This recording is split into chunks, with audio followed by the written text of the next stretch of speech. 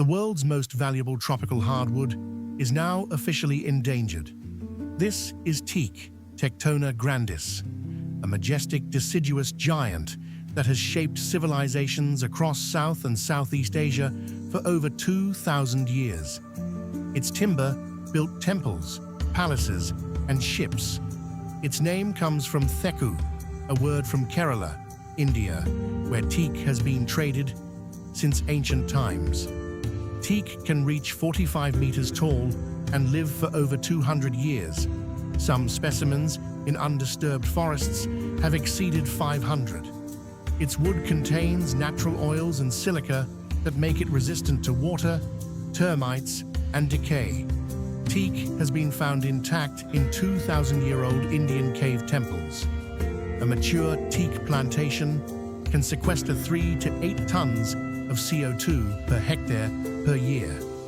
Its fragrant white flowers bloom in large panicles and feed bees and butterflies, while its thick leaf litter nourishes entire ecosystems on the forest floor.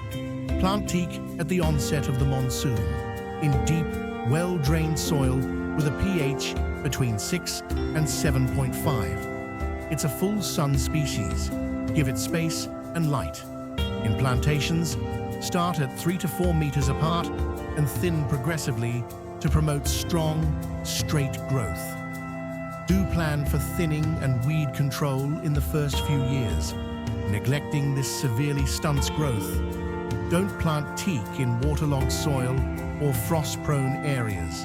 And don't expect quick returns. Quality teak timber takes 20 to 80 years to mature.